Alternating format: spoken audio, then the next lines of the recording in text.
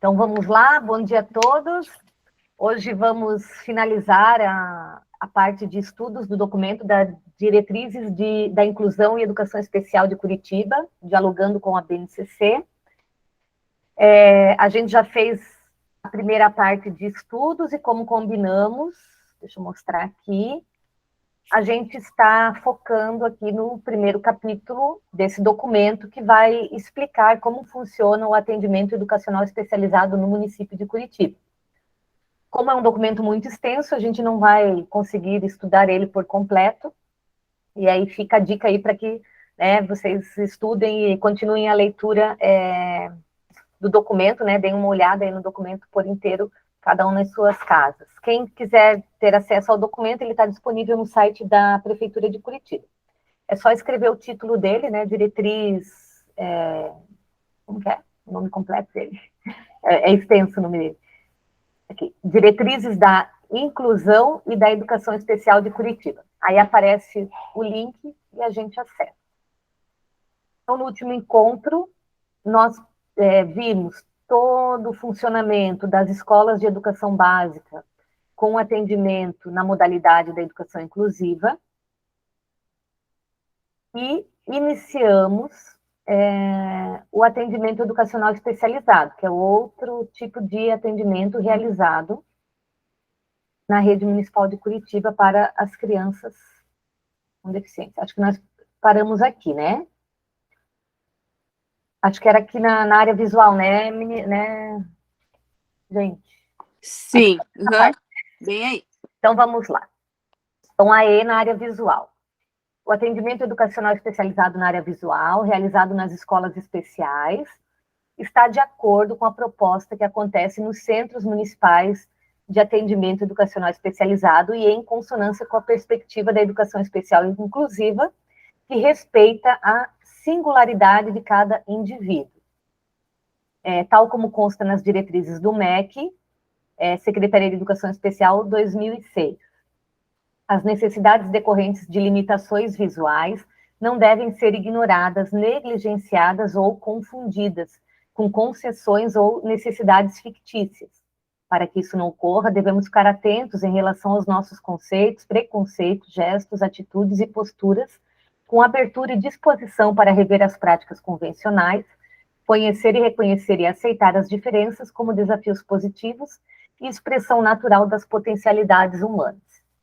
Então, é óbvio, o que vem falando em todo o documento, a gente precisa considerar a necessidade de cada indivíduo, e isso não seria diferente aí para as necessidades na área da necessidade visual, Para participar do programa AE Área Visual, é necessário apresentar laudo médico atualizado, constando a patologia, preferencialmente com indicação médica de que necessita de atendimento.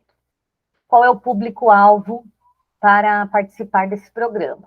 Deficiência visual, tanto cegos quanto crianças, e jovens com baixa visão, perda do campo visual em qualquer faixa etária, acuidade visual prejudicada em qualquer faixa etária, patologias visuais, patologias progressivas, mesmo em condições visuais que ainda não caracterizam baixa visão, estudantes e crianças que apresentam ambliopia funcional,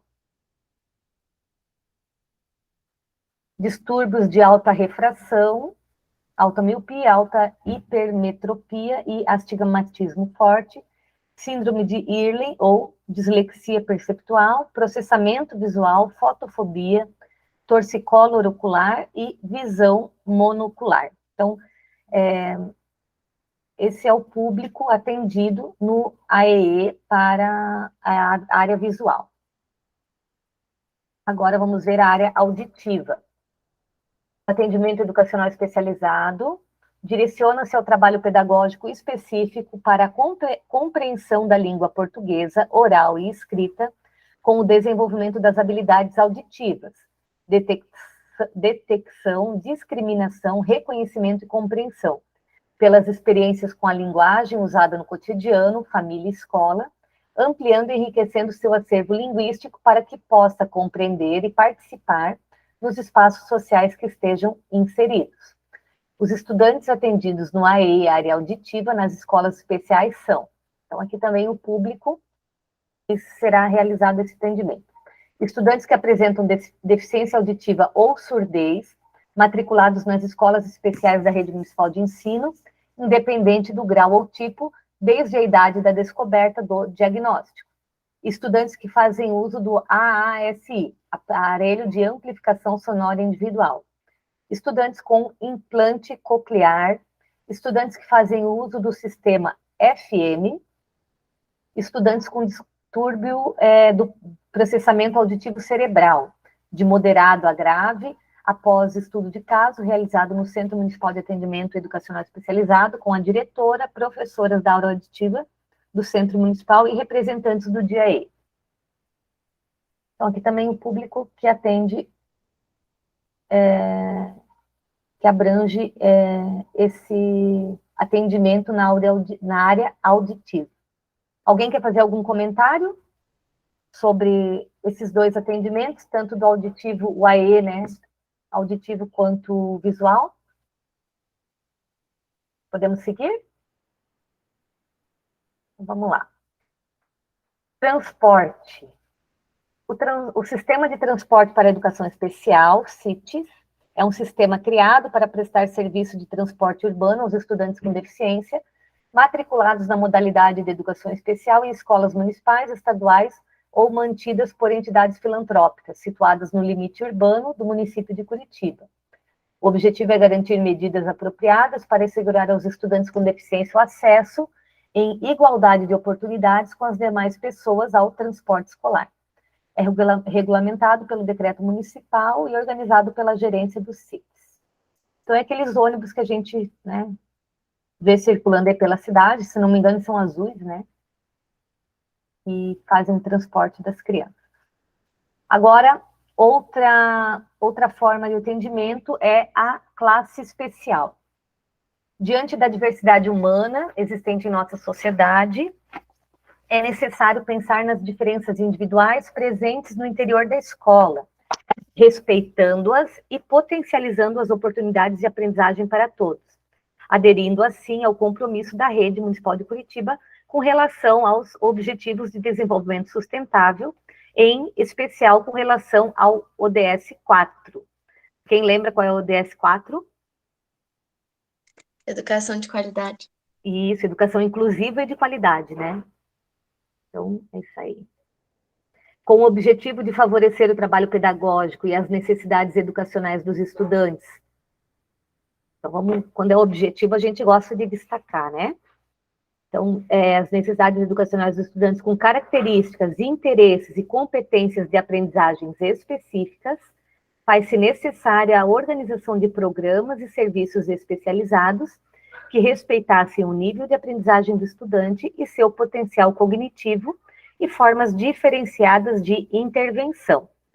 No município de Curitiba, atendendo a essa demanda, foi criado o programa de classe especial, que é destinado aos estudantes que apresentam defasagem cognitiva significativa e, por isso, apresentam particularidades em relação ao processo de aprendizagem.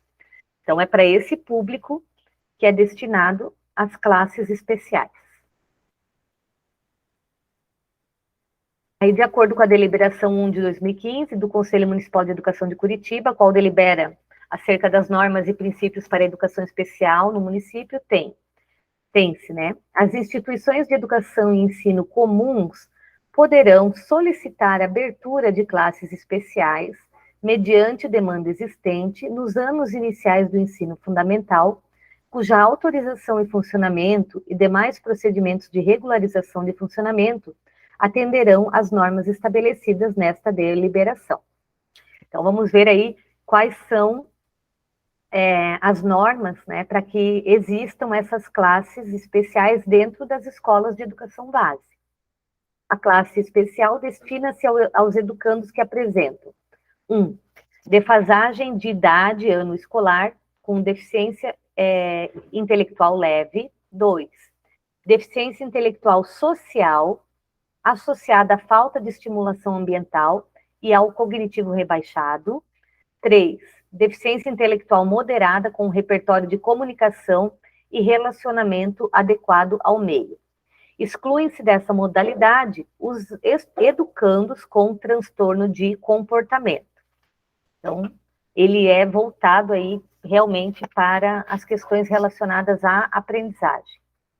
Para a organização do atendimento em classe especial, deverão ser assegurados professores habilitados e especializados em educação especial, equipamentos e materiais específicos e adequados às peculiaridades dos educandos, adequações nos elementos curriculares em consonância com o PPP da escola, turmas formadas por, no máximo, 10 estudantes, então também são classes pequenas, né, para que o professor consiga aí fazer um atendimento personalizado, registros de avaliação pedagógica semestral em documento oficial da Secretaria Municipal de Educação, realizada pelo professor regente, equipe técnica pedagógica da instituição de educação de ensino.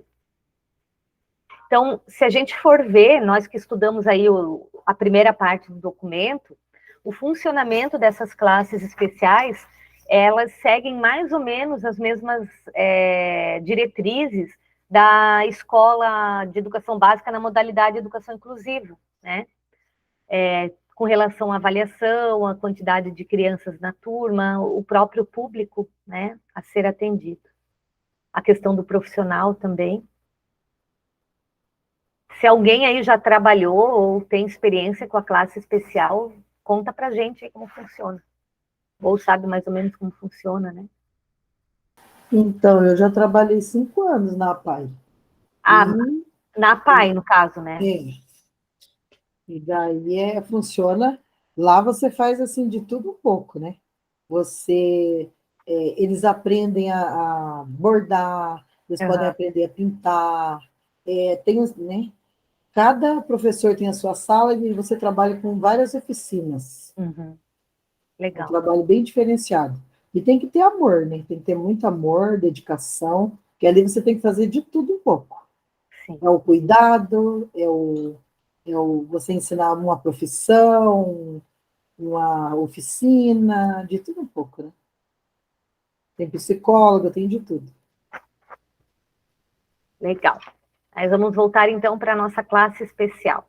O trabalho na classe especial é realizado por professores com especialização em educação especial, que desenvolvem um trabalho utilizando estratégias diferenciadas, visando garantir o acesso ao currículo do ensino fundamental.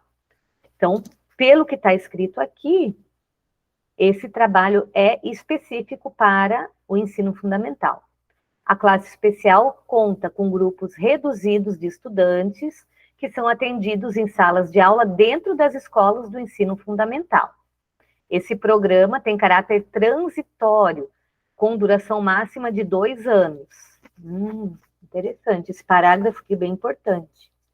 Após esse período, o estudante passa por um processo de classificação e posterior reingresso ao ensino comum. Então, é como se fosse aberto aí uma classe extraordinária, né, para buscar aí acelerar os estudos ou adequar aí a defasagem cognitiva aí das crianças para que elas se aproximem e possam acompanhar, né, o objetivo é sempre que eles estejam frequentando as classes regulares, né? Acho que é mais ou menos isso. Então, a ideia é que eles voltem para a classe regular. Quem quer falar? Fala, Jenny. Oi. Oi. Assim, até tem uma sobrinha minha que ela ficou na classe especial, e o que aconteceu? Como ela não estava conseguindo ser alfabetizada, ela não estava se desenvolvendo na fase de alfabetização, é como se ela ficasse retida nessa classe especial até que ela se desenvolvesse, ou nesse caso, atingisse o máximo de 2 anos. Então, como ela chegou aos 2 anos, aí ela foi para o 4º ano. Então, é como, ao invés dela seguir a ser aprovada e seguir para o 5º ano, que no caso ela deveria ter ido, ela ficou retida lá os 2 anos, e daí depois ela seguiu. Ah, que legal, interessante. Eu não sabia como funcionava isso, não tinha noção da... Legal entre aspas, né, porque o importante seria que ela realmente se desenvolvesse na idade adequada. Entretanto, não aconteceu e ela ficou retida. Aham. Mas atendeu a necessidade dela, no caso. Não 100%, porque segundo médicos ela não tem nada, mas segundo a escola ela necessita de acompanhamento. Ah, entendi. Foi a escola que fez essa Que avaliação. fez essa. Exatamente. Uhum. Tainá quer falar também? Não, a minha dúvida era só, né, aquela que falou ali da sobrinha, né, dela, Aham. e ela precisou de algum laudo ou coisa assim para estar participando dessa classe? Como é que foi? Eles enviaram para solicitar os laudos médicos, entretanto a minha tia fez a psicoterapia com ela, foi ao neurologista e não deu nenhuma alteração, não foi necessário nenhum laudo para ela, para que ela ficasse na classe especial, mas mesmo assim ela foi para lá. Então, vamos dizer assim, segundo a nossa legislação diz que é necessário isso, mas sempre tem alguma coisa que eles fazem por baixo dos panos, né? É, Entendi. enfim. Vamos ver o público aqui, ó. Eu acho que aí a gente vai até esclarecer aí essa que a Jennifer está trazendo. É isso que eu ia falar. Aqui pela lei, né, ele precisaria de ter ou deficiência intelectual leve, ou social, ou moderada, né? Então, teria que ter essa prerrogativa para colocar lá. Mas sabe uma dúvida que me surgiu agora? Você falou que ela ficou 2 anos, mas a classe especial ela permanece, então os alunos que vão rotacionando no máximo por 2 anos. Isso. Ah, Eles podem ficar na classe especial no máximo 2 anos ou até atingir o desenvolvimento necessário para a classe seguinte. Entendi. A classe continua, só os alunos que vão rotacionando. Entendi. interessante. Então, vamos ver aí o que diz o documento. Agora, vamos ver o público. Agora, eu fiquei curiosa aí, né?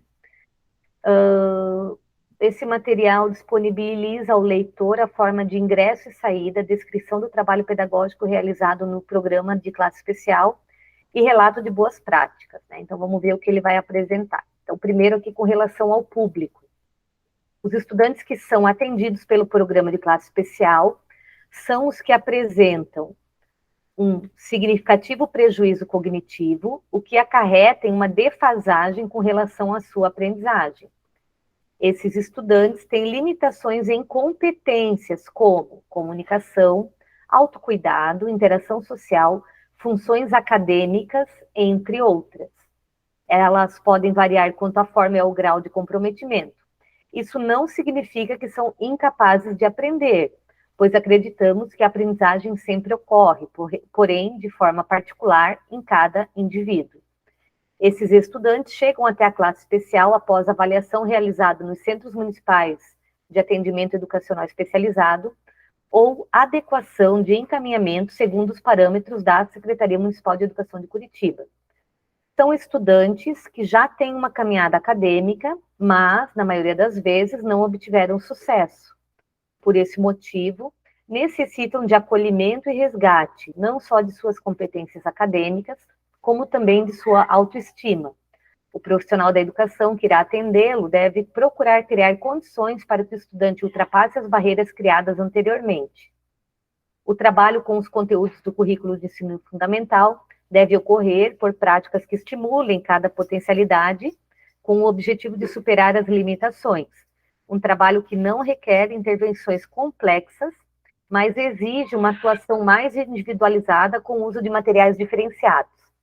Outro ponto importante é propiciar condições e situações em que o estudante participe e aplique o conhecimento que está sendo apresentado por meio de conteúdos atuais e desafiadores.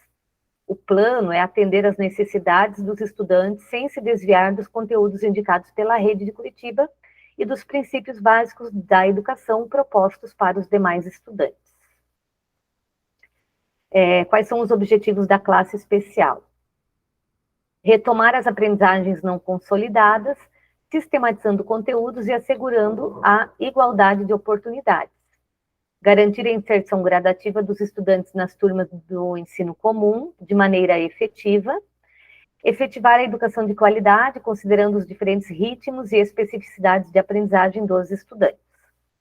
Então, aqui os objetivos. Organização e funcionamento.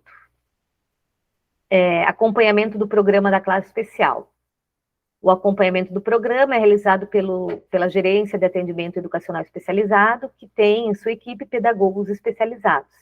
Esses acompanham o desenvolvimento dos estudantes matriculados no programa, realizam orientação à equipe pedagógica administrativa e ministram cursos para os professores.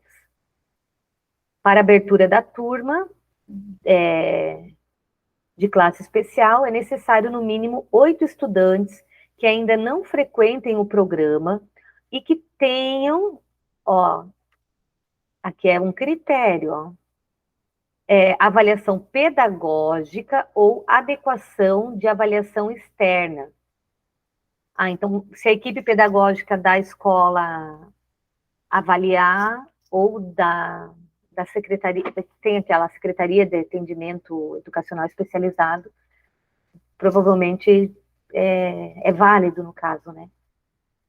Segundo os parâmetros da Secretaria Municipal de Educação, contendo indicativo para matrícula nesse programa. O processo, que tem uma documentação específica, é enviada ao Núcleo Regional de Educação, correspondente para que tenha início a tramitação. Faz parte dessa documentação a avaliação dos estudantes que aguardam o atendimento. E aí, além de todo esse processo documental, que passa por vários setores da Secretaria, é realizada uma visita técnica dos representantes da Gerência de Educacional Especializada e da Coordenadoria de Regularização, que faz parte do Departamento de Planejamento, Estrutura e Informação. A vistoria tem como objetivo avaliar a sala reservada, observando a metragem, localização e acessibilidade dos estudantes. Para a cessação da classe especial, a equipe pedagógica da escola precisa entrar em contato com representantes do GAE para análise e ciência da situação, e posteriormente contatar o Departamento Pedagógico de Educação Inclusiva para os procedimentos cabíveis. Ressalta-se que, ao encerrar uma turma, caso ainda tenha um estudante, é necessário entrar em contato com escolas próximas para encontrar uma vaga para ele. Além disso, para esse procedimento é necessária a ciência e a aprovação da família. Só assim a escola pode dar continuidade à cessação da turma. Então, acho que é o que a Júlia tinha perguntado ali, né? Então, se a escola vê que não tem mais necessidade, a classe pode fechar ou pode dar continuidade com novos estudantes, né? Acho que é isso que deu para entender. Mudança de espaço. Para mudança de espaço físico da classe especial dentro da própria escola, após análise e concordância dos representantes do DIAE, a unidade educacional deve encaminhar ofício de solicitação para o departamento, anexando justificativa do pedido, planta baixa com indicativo de mudança e aguardar o parecer técnico. Número de estudantes, de acordo com a portaria 26/2005 da Secretaria Municipal de Educação, o programa de classe especial pode ter no mínimo 8 e no máximo 10. Com tolerância de 3 a mais, tem tolerância também, 3 a mais ou a menos para a composição das turmas, conforme descrito no artigo 3º. Estudante das classes comuns do ensino regular, com indicativo para a classe especial, sem estar frequentando, que tem avaliação de outras instituições, aguardam no ensino comum. A escola deve encaminhar a documentação ao Centro Municipal de Atendimento Educacional Especializado correspondente para adequação de encaminhamento segundo os critérios da Secretaria. Somente após realizada a adequação, os estudantes podem ser matriculados no programa. Como isso acontece nas escolas de tempo integral. Nas unidades escolares que oferecem tempo integral, os estudantes da classe especial têm o direito de participação nas atividades durante todo o período, garantindo que os atendimentos sugeridos em sua avaliação não sejam prejudicados. No turno das práticas, são incluídos nas turmas onde melhor sejam atendidas suas necessidades, de acordo com o nível escolar. Aí aqui, com relação à transferência de uma classe especial para outra, Primeiramente, é necessário verificar se existe a vaga. Após o processo, seguir as normas orientadas pelo departamento, não esquecendo de encaminhar à nova escola toda a documentação, como relatórios, pareceres, laudos e avaliações. Estudantes com faltas. Com relação às faltas dos estudantes matriculados na classe especial, a equipe pedagógica administrativa da escola deve proceder de acordo com os encaminhamentos sugeridos pela Secretaria Municipal de Educação. Segundo o documento, ações de prevenção e enfrentamento do abandono e evasão escolar, referenciais teóricos e operacionais, projeto Abrace, a cidade de Curitiba formalizou o termo de cooperação que normatiza que as unidades educacionais do município devem, após ter realizado todas as ações de sua responsabilidade, emitir e encaminhar a ficha de comunicação do educando ausente, FICA, ao Conselho Tutelar. Sempre que o estudante, isso aqui também é informação, a gente relembrar, porque pode cair em prova essa questão de faltas, né? Sempre que o estudante tiver 5 faltas consecutivas ou 7 alternadas no período de 30 dias, quando não justificadas pela família. Então, isso vale aí para todos os estudantes, inclusive os estudantes com deficiência ou que participam aí das classes especiais, enfim, né? É uma regra aí para todos. 5 consecutivas, 7 alternadas em 30 dias sem justificativa. Conselho tutelar, né? De caso. Após 2 anos de efetivo trabalho no programa, o estudante deve passar por estudo de caso, realizado pela equipe gestora, professora e pelo representante do DIAE, tendo com vista o caráter transitório da classe especial, no máximo de 2 anos, com a finalidade de avaliar a contribuição do programa. Com relação ao processo de classificação, os procedimentos que devem ser considerados estão dispostos na Instrução Normativa número 6 de 2016, a qual trata de todos os processos de classificação e reclassificação dos estudantes matriculados no ensino fundamental e no ensino fundamental na modalidade de educação especial. Na classe especial, é realizada a classificação, que é o procedimento adotado pela equipe pedagógica e pelo professor regente, segundo análise de cada caso, para posicionar o estudante na etapa de estudo compatível com a idade, a experiência e o desempenho adquirido por meios formais ou informais, de acordo com o artigo 21 da deliberação 9 do Conselho Estadual de Educação do Paraná. Pode falar, William. Oi, Maíra, retomando lá, com relação da classe, né, o número de alunos, eu não sei se eu peguei a ideia, né, mas eu vou passar aqui o que eu peguei. Tá. São de 8 a 10 alunos, né, necessário 8 para abertura da turma, correto? Sim. Com tolerância de 3 para mais e 3 para menos, né? Isso. Tá ok. Então, assim, se eu tenho uma turma, se eu abrir uma turma com 8 alunos, vamos supor, tem os 8 lá, e vamos supor 2 alunos saem, essa turma permanece. Permanece. Tá. Se chegarem mais 2, 3 alunos, essa turma permanece do mesmo jeito, né? Essa é a ideia, né? Essa é a ideia. Pelo que dá para entender aqui, eles aceitam até 13 e no mínimo 5, né? Tá. Uhum. Só que Eu precisa acho desse que número... para abrir tem que ter no mínimo 8, né? Mas aí se 3 passarem pela transição e voltarem para a classe regular, a turma permanece com 5, porque é a tolerância, né? 3 a mais ou a menos. Tá, perfeito, eu peguei a ideia. Eu acho que é isso, né? Fala, Júlia. Ah, não, a Tainá levantou, fala, Tainá. Gente, eu não sei se eu acho que eu comi bola aqui, mas então a turma, no caso a criança, ela fica somente nessa turma, ela não vai para outra turma. Não é um contraturno. Não, pelo que eu entendi, é uma classe especial, que ela vai, como se ela não está acompanhando a classe regular, aí a escola cria faz toda a documentação para abrir essa classe especial, que ela vai trabalhar dentro da necessidade da criança. Por exemplo, a Jennifer deu o exemplo ali da sobrinha dela, que era escola, independente se alcançou os objetivos ou não, mas o foco para aquela criança é que ela se alfabetize aí na idade, né, dentro do esperado aí, para que ela consiga acompanhar as classes seguintes. E aí, acertando essa defasagem, né, ela retorna para a classe comum. Foi mais ou menos isso que eu entendi, né? Acredito, não sei, né? Mas, por exemplo, ela já participou do atendimento no contraturno, né? Mesmo assim, não teve sucesso, né? Eu acho que é tipo como se fosse uma última alternativa, assim, para que a criança avance, né? Não sei se Eu alguém estava quer. pensando, eu Fala. estava pensando bem nesse quesito que você falou.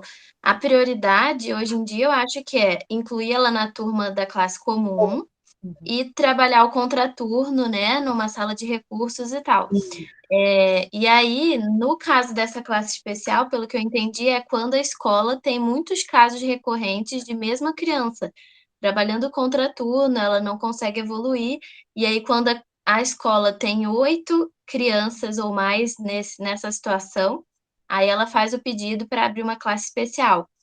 Eu só acho que no caso de uma escola que já tem uma classe especial, talvez esse processo seja facilitado, assim, uma criança ou outra está precisando, né, já tem a classe, aí inclui lá. Mas acho que a prioridade seria mesmo, primeiro, tentar o contraturno com ela sendo incluída numa classe comum, né? Isso. Eu também penso dessa forma, né? Acredito que seja dessa forma. E eu acredito que também tem um fator da não repetência. Então, ao invés de eu repetir o aluno ali 2 anos, você ter ele no terceiro ano, se ele não foi alfabetizado, ou segundo a BNCC, segundo ano, eu pego e mudo ele para classe especial. Então, eu não estou reprovando o aluno, eu estou colocando ele na classe especial. Ah, boa leitura também, Jennifer, porque tipo, por causa do ciclo também, né? Sim. Eu ia falar isso, é porque é o final do ciclo, né, o terceiro ano, e também é uma brecha por conta dessa questão da continuidade, né? Isso. Você não pode repetir. Uhum. E aí conta tudo, né? Por exemplo, a nota do IDEB, né? A questão da reprovação, ela é bem prejudicada também, sabe? Com relação ao IDEB, né? Mas a gente, como diz os nossos queridos professores, né? No mundo da lei, né? Isso que o objetivo é ajudar as crianças, né? Com certeza a avançarem, né?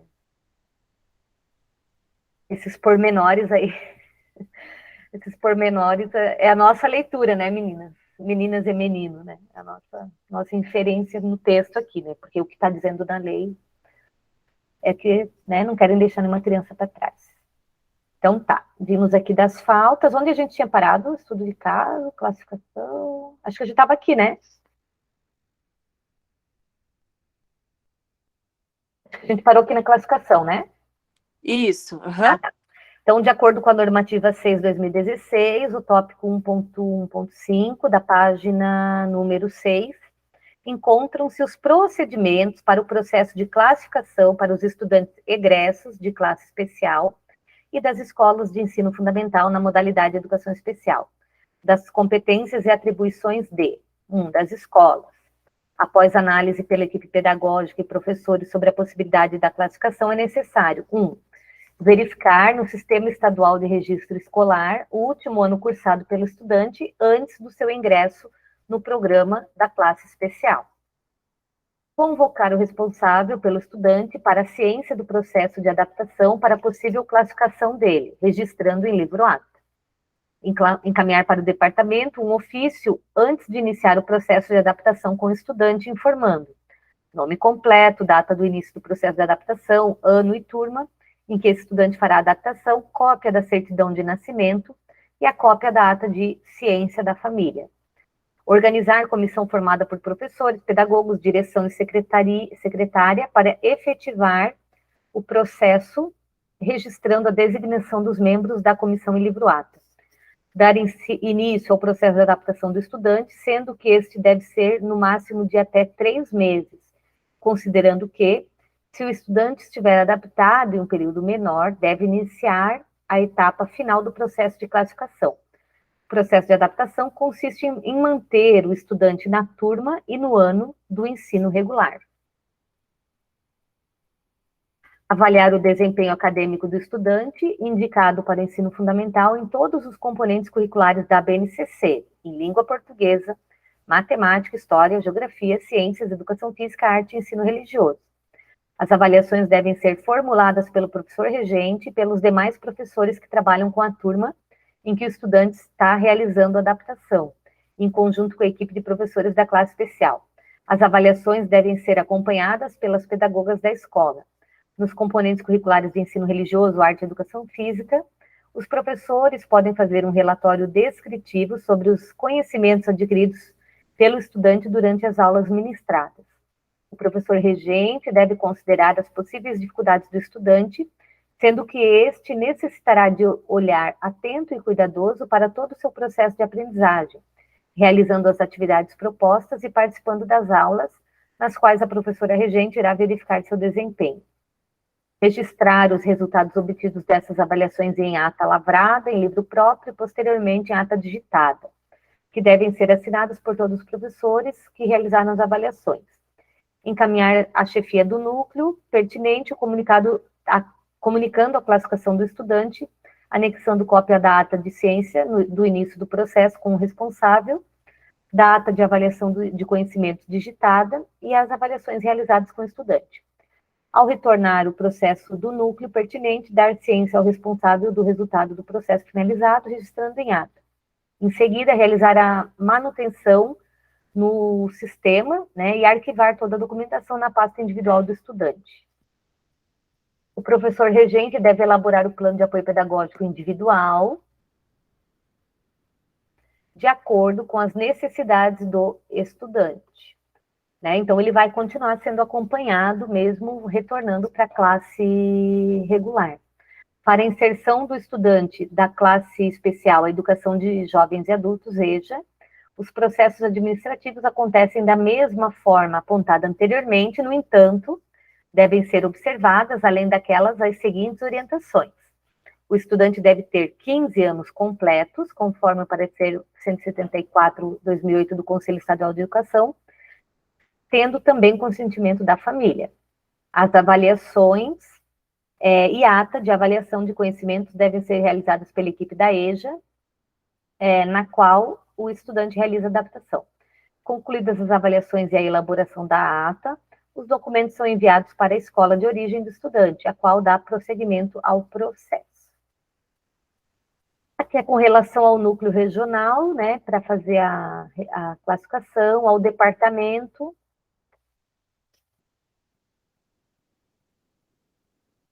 Então, a gente viu ali, né, o que cabe à escola.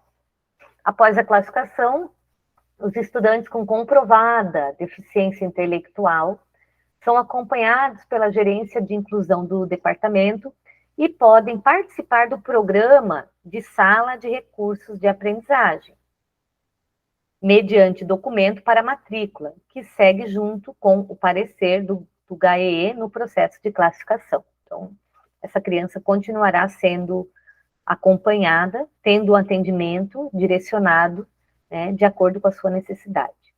Procedimentos pedagógicos. O professor que atua na classe especial deve ter especialização em educação especial, comprovando a complementação de estudos ou pós-graduação em áreas específicas da educação especial, e estar inserido no cadastro da educação especial do núcleo de recursos humanos da secretaria.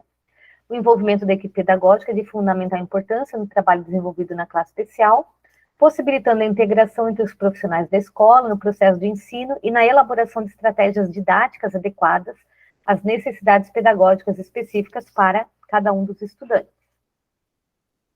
Os profissionais envolvidos precisam criar melhores condições de ensino e de aprendizagem, né? Assim, se faz necessário um bom planejamento de trabalho, seja ele anual, mensal, quinzenal ou mesmo diário.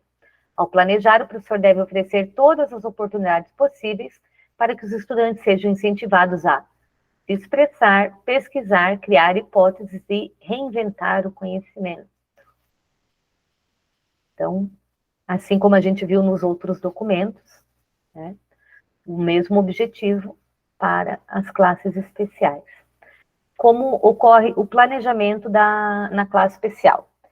como o objetivo do trabalho da classe especial é o retorno dos estudantes às classes comuns do ensino regular, o planejamento do professor deve seguir o documento do currículo do ensino fundamental, no qual encontram-se os princípios e fundamentos da Rede Municipal de Ensino de Curitiba, documento que corrobora com os princípios da ABNCC.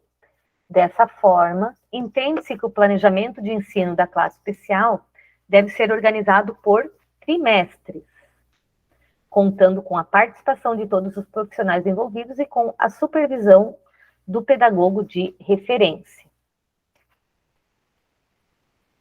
Aqui é uma citação lá do currículo, que a gente já leu ele inteiro. Vamos seguir. O plano de aula deve ser compreendido como um detalhamento desse planejamento. O professor deve, a partir de um diagnóstico, organizar o seu objetivo, os conteúdos a serem trabalhados, os recursos e a forma de avaliação que devem ser utilizados. Objetivos, conteúdos, estratégias de ensino, encaminhamentos metodológicos, critérios de ensino-aprendizagem e instrumentos de avaliação. Exatamente como a gente já viu nos outros documentos da rede. Então, independente se é escola regular, escola de educação básica na modalidade de educação especial, educação no tempo ampliado, classe especial, é sempre o mesmo instrumento de planejamento, né? Segue aí os mesmos critérios. Ao planejar as estratégias de ensino, o professor pode optar por uma das modalidades organizativas do tempo didático. Esse aqui não tinha aparecido ainda, né, gente? Tá interessante isso aqui, ó. Atividades permanentes são propostas organizadas e realizadas regularmente, diária, semanal ou quinzenal, durante um determinado período de tempo, mês ou ano, e de forma sistemática, sem necessariamente acontecer sempre da mesma forma. Lá em Joinville a gente também usa as atividades permanentes. São planejadas a partir de objetivos e conteúdos específicos dos componentes curriculares, com o propósito de familiarizar, aproximar, repertoriar os educandos em relação a determinado assunto ou tema.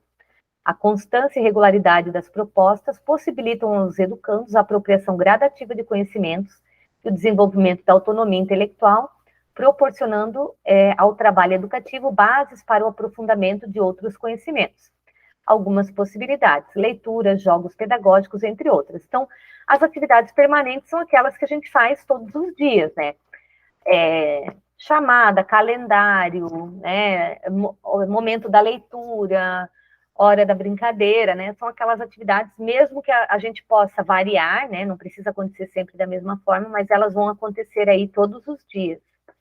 Aqui até diz, né? Diária, semanal, quinzenal, né? Aquelas que elas vão se repetindo aí dentro de determinados períodos. Aí também as sequências didáticas. Partem de objetivos e conteúdos específicos de um determinado componente curricular, visando ao acesso e ao aprofundamento de conhecimentos a partir de propostas organizadas e realizadas numa ordem crescente de desafios e dificuldades. Esse é o objetivo da sequência didática. Nessa modalidade, cada etapa favorece a realização da próxima, permitindo aos educandos o aprimoramento de conhecimentos anteriores e a utilização destes em outros contextos.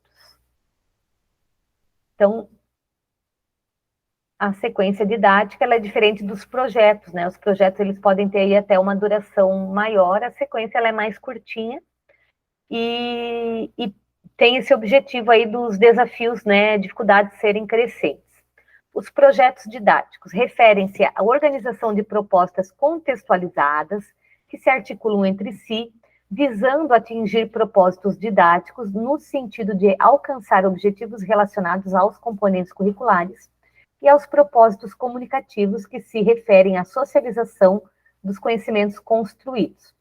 Pressupõe a participação ativa dos educandos, que compartilham desde o início da construção do projeto para alcançar objetivos, tendo em vista o produto final, tomando decisões durante todo o processo, envolvendo pesquisa e podendo ser pensado a partir de uma problematização. Então, isso a gente sempre fala, né? O projeto ele tem que partir aí de uma pergunta, de um problema, que coletivamente, aí, envolvendo vários componentes curriculares, a gente vai buscar resolver, né, e se aprofundar com as crianças. E atividades de sistematização. São momentos de síntese dos conhecimentos trabalhados, que ocorrem por meio de exposições orais, de registros individuais e coletivos das aprendizagens realizadas pelos educandos.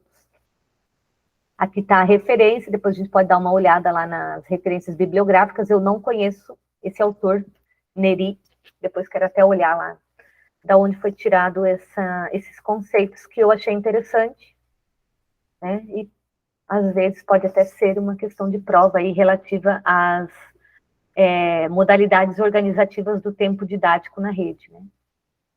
Existe a necessidade de considerar o planejamento como parte do processo educativo, o qual auxilia o professor na tomada de decisões, na resolução de problemas e na escolha dos melhores caminhos. O professor deve assumir o compromisso em planejar práticas pedagógicas diferenciadas e diversificadas, a fim de atingir os objetivos propostos pelo programa e de acordo com o que está estabelecido na nossa querida Lei Brasileira de Inclusão da Pessoa com Deficiência, que nós já estudamos na íntegra com o nosso professor Erenilson. Entendendo que os estudantes matriculados no programa têm defasagem cognitiva significativa com particularidades em relação ao processo de aprendizagem. De acordo aí com Hoffman, diferenciar atividades significa, vamos ver aqui, que é um conceito importante, desenvolver um planejamento de acordo com as necessidades e interesses de cada estudante, avaliando os percursos ao longo do processo, sem deixar de dinamizar o grupo, desenvolvendo um trabalho coletivo. O professor também deve propor atividades que suscitem diversas formas de representação do conhecimento, escrita, fala, expressão plástica, teatral, etc., contemplando os diferentes estilos de aprendizagem, pois cada um tem uma forma diferente de perceber e de processar as informações. Então, sempre considerar, né, o individual e o coletivo, né? Olhar para cada um, pensar estratégias que atendam à necessidade de cada um e também como a gente pode, estratégias que respeitem aí, né, as particularidades do grupo. O planejamento não deve ser apenas em relação às atividades e formas como o conteúdo será apresentado e trabalhado com os estudantes, deve estar presente no espaço da sala de aula na medida em que o transforme em um ambiente educativo. Quem quer falar, pode falar aí, pode abrir o microfone. Oi, Maeli, só um comentário, que você, em todo o tempo que nós estamos lendo o texto, né, implícito se viu que a essência está tudo ligado na igualdade e na equidade, né, que é um tema que está bastante forte, né, que tem que ser igual para todos, independente da, né, se é deficiente ou não, mas na equidade, que tem que atender todos da maneira conforme cada um precisa. Necessidade de cada um. E Elis, tem um vídeo no YouTube, pois eu posso até, acho que eu encaminhei até para alguns, e eu vou colocar no grupo lá. Foi o vídeo de apresentação desse documento pela Secretaria Municipal de Educação. É um vídeo interessante para a gente assistir, apesar de que, como eu falei, até eu acabei não colocando no grupo, porque ele é mais fala só, apresenta o documento, agradece Sim. as pessoas que participaram, tarará, tarará. Mas uma fala que ficou muito marcada no vídeo foi com relação ao conceito de equidade, que esse documento ele foi elaborado para garantir a equidade na rede, né? O grande objetivo do documento é esse, que todas as necessidades sejam atendidas, né? As necessidades de cada um, de acordo aí com as particularidades, né? Das crianças, né? De cada criança. Então, que todos esses programas foram pensados com esse objetivo, né, de garantir aí a equidade, né, todos têm direito ao acesso à educação, respeitando a necessidade de cada um, né, então isso precisa ser considerado, por isso que eles elaboraram, né, sistematizaram esse documento e buscam aí várias formas, né, de atender a necessidade das crianças. Então, esse ponto da equidade aí que tu está trazendo é realmente a essência do documento, né? E, enfim. Então, tá bom. Depois eu vou botar lá para quem quiser assistir. Ah, beleza. Eu acho que é interessante mesmo, porque se vê lendo a todo momento, como diz o William, as palavras-chave, assim, tem a todo momento igualdade e equidade, não foge disso, né? Então, é legal essa dica aí, tá bom? Legal. Para Zabauza, o termo espaço refere-se ao espaço físico, caracterizados pelos objetos, materiais didáticos, móveis e decoração. Já o termo ambiente é o conjunto do espaço físico e das relações que se estabelecem entre estudantes e adultos, né? Então, às vezes pode cair aí uma pegadinha, né? Entre a diferença entre espaço e ambiente. Porque é a mesma coisa quando você vai, a gente pensar aí, né? Você vai visitar lá um apartamento decorado, né? Ali você está tendo acesso a um espaço decorado, né? Tem objetos, tem materiais, tem móveis. Aí, quando a família se muda para aquele apartamento, transforma aquilo num ambiente, dá vida para aquilo, né? Então, continua tendo os móveis, a decoração, tá tudo lá. Mas quem vai dar vida, né? Vai transformar aquele espaço num ambiente, serão as pessoas que vão habitar aquele espaço, né? Então, e isso funciona, né? Essa comparação que eu fiz aí com o apartamento decorado funciona para a escola também, né? De nada adianta ter um espaço bonito se não tem vida, não tem interação, não tem movimentação dentro daquele espaço para que ele se transforme aí num ambiente, né? É um conceito aí de espaço e ambiente que, como eu falei, pode ser que caia aí na nossa prova também. Ainda segundo Zabauza, de modo mais amplo, poderíamos definir o ambiente como um todo indissociável de objetos, odores, formas, cores, sons e pessoas que habitam e se relacionam dentro de uma estrutura física determinada, que contém tudo e que, ao mesmo tempo, é contida por todos esses elementos que pulsam dentro dele, como se tivessem vida.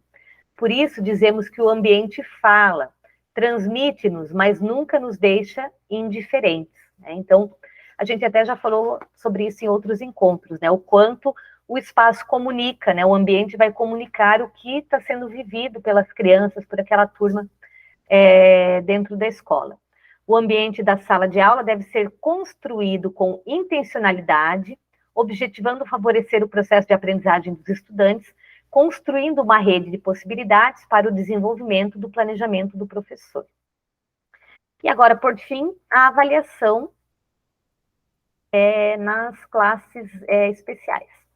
Dentre as 3 dimensões de avaliação descritas no currículo do ensino fundamental, que a gente já estudou, tem a avaliação de aprendizagem, cujo objetivo é favorecer informações, vamos destacar aqui, né, para a gente até relembrar.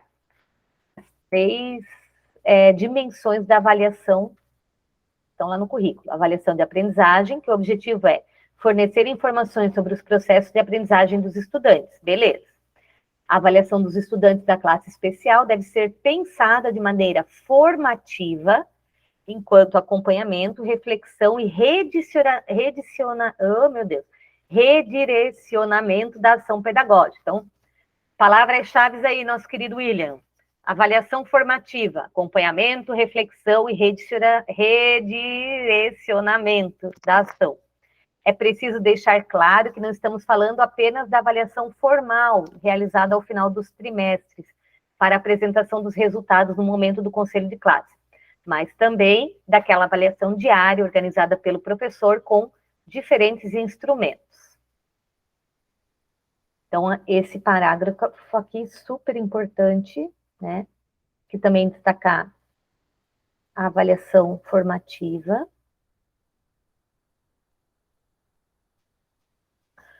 Aqui é uma citação sobre a avaliação que está lá no nosso currículo. O professor deve iniciar com uma avaliação diagnóstica para verificar em qual nível de escrita seus estudantes se encontram. Sugere-se um ditado utilizando aí palavras monossílabas, dissílabas, trissílabas e polissílabas do mesmo campo semântico, né? Então, por exemplo, objetos de cozinha, né? Então a gente vai falar aí, ou frutas, né? Então, do mesmo campo semântico. Seguido de outro com frases que contenham a presença de algumas dessas palavras. Justamente, provavelmente, é um ditado bem típico aí para reconhecer, né, os níveis da escrita, né, de acordo aí com... Oh, meu Deus, agora me fugiu. Emília Ferreira? Né? Emília Ferreira. Me ajuda aí a Júlia da alfabetização. Isso, Né? é a Emília sondagem. Ferreira, né? Isso, as sondagens de acordo com as hipóteses de escrita da Emília Ferreira, né? Agora me veio. Tinha me Lá dado na psicogênese. No decorrer do trabalho, é possível repetir essa forma de avaliação por semana ou quinzenalmente, o que resultará em um portfólio da evolução escrita dos estudantes, conforme o modelo de ficha de registro. Para o diagnóstico do componente curricular de matemática, a sugestão é planejar uma avaliação que consiga demonstrar os conteúdos do sistema de numeração decimal, os estudantes já se apropriaram e que são capazes de realizar por classificação, vamos ver então o que é observado aí na sondagem matemática, classificação, seriação, comparação e conservação das quantidades. Ainda por meio de situações problemas, identificar se conseguem resolver as 4 operações. É importante também realizar um diagnóstico dos conhecimentos dos estudantes com relação aos outros componentes curriculares. Dessa maneira, a avaliação auxilia o professor a alcançar seus objetivos e organizar seu planejamento, elencando os conteúdos a serem trabalhados, retomados e sistematizados. Aqui, organização do trabalho pedagógico, né, a rotina do trabalho nas classes especiais. Então, a rotina, né, a organização do trabalho pedagógico deve ser muito bem planejada. É preciso observar o tempo efetivo de trabalho com os estudantes acerca de questões ligadas à leitura, escrita e resolução de problemas. A organização do tempo pedagógico garante que se contemple, e cada eixo de ensino, sendo importante o professor refletir sobre o que ensina, por que ensina e que tempo precisa para ensinar. Partindo de rotinas que conduz melhor a aula, prevendo dificuldades dos estudantes, flexibilizando as estratégias de ensino e avaliando os resultados obtidos. Também é necessário tomar cuidado com a quantidade de atividades que se planeja, lembrando sempre, né, que menos é mais. E o certo é planejar o que se consegue acompanhar, intervir, corrigir e retomar. Então, não adianta fazer um planejamento inchado, né, se a gente não vai conseguir aí realizar, né, o efetivo acompanhamento e intervenção ao longo do processo. A organização das aprendizagens na rotina deve priorizar a importância das atividades permanentes e dos jogos na alfabetização com atividades diárias, que proporcionam reflexões sobre o sistema de escrita alfabético e o sistema de numeração decimal. Construir um quadro de rotinas possibilita a distribuição das atividades de forma equilibrada e progressiva na tarefa semanal, contemplando ações como reflexão, sistematização e consolidação dos conteúdos trabalhados, além de ajudar nas diversas formas de agrupamento dos estudantes, diariamente e ao longo da semana. Sobre a alfabetização, antes de iniciar qualquer discussão sobre a alfabetização, é preciso conversar um pouco sobre os métodos. Esses métodos são procedimentos e técnicas que foram surgindo ao longo do tempo, elaborados de acordo com trabalhos bem-sucedidos, que resultaram em inúmeras cartilhas encontradas até hoje com receitas de alfabetização. Em alfabetização, existem 2 métodos tradicionais no ensino da leitura e da escrita, o sintético e o global. O método sintético tem seu foco na relação do som com a grafia, utilizando as partes menores da palavra, como letras e sílabas, valendo-se apenas da memorização como recurso didático. Então, as nossas famosas cartilhas, né, antigas cartilhas de alfabetização. O método global, ao contrário do sintético, utiliza partes maiores, como as palavras, frases e pequenos textos, para chegar ao nível de letra e som.